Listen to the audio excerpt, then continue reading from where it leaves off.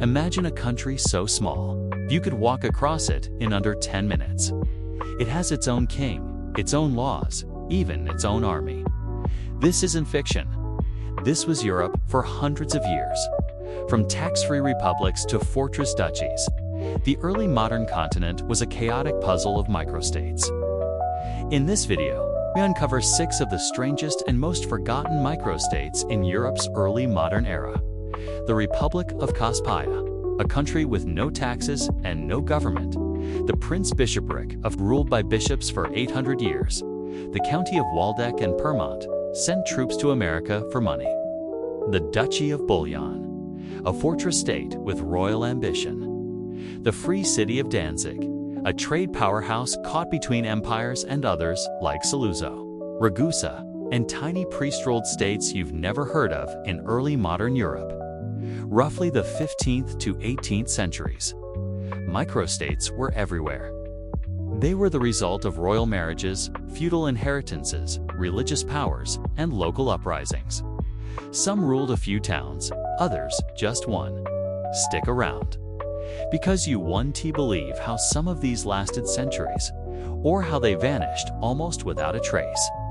Some were ruled by noble families, others by bishops or abbots, and a few by free citizens. These weren't colonies or provinces. They were sovereign states, many with their own militaries, coins, and flags. Here, a bishop ruled both the church and the land, a rare fusion of spiritual and secular power. Citizens had strong local pride, and the city developed a unique culture of education and craftsmanship. It all ended in 1795, when the French Revolutionary armies invaded and erased the bishopric from existence. For nearly 5 years was independent, balancing influence between France and the Holy Roman Empire. Chapter 1. What are microstates? But it flourished. Cospaia became rich from tobacco, farming, and trade, something the church banned elsewhere. Locals said, "We have no lords but God." In 1826, after centuries of independence, it quietly agreed to be absorbed into modern Italy. The term microstate might sound modern, but these tiny nations are older than most of the countries we recognize today. Take the Holy Roman Empire, for example. At its peak, it had over 300 individual territories. Chapter 2. The Republic of Cospaia. One of the strangest microstates ever to exist was the Republic of Cospaia in central Italy. It was founded entirely by accident in 1440, a boundary mistake between the Papal States and the Republic of Florence. Cospaia took advantage of the confusion and declared itself independent.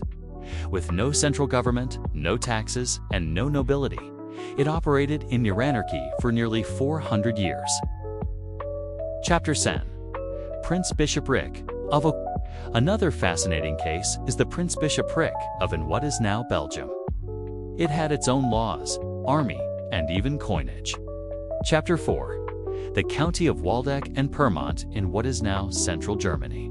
The County of Waldeck and Permont was another hidden gem.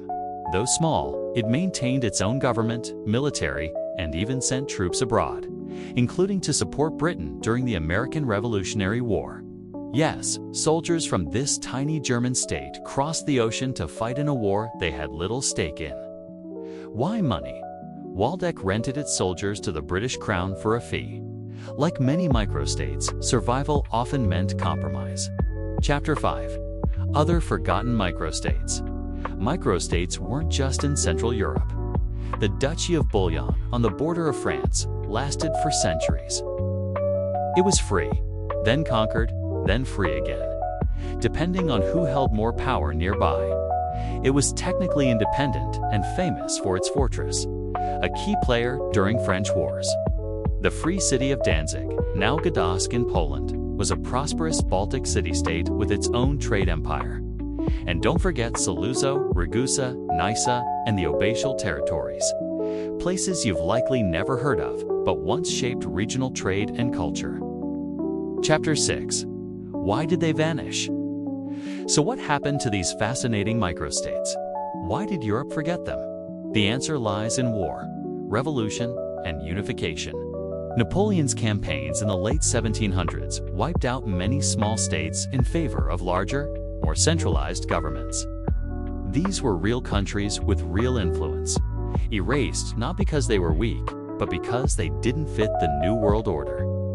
Subscribe to History Vaults and help us uncover the untold truths of the past, one forgotten story at a time.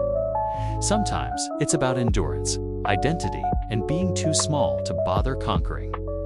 Then came the rise of nationalism, the unification of Germany, the unification of Italy, swallowing up smaller territories in the process. And if you know of a hidden kingdom we missed, we'd love to explore it in a future video. By the 20th century, the age of microstates was over, with just a few survivors left.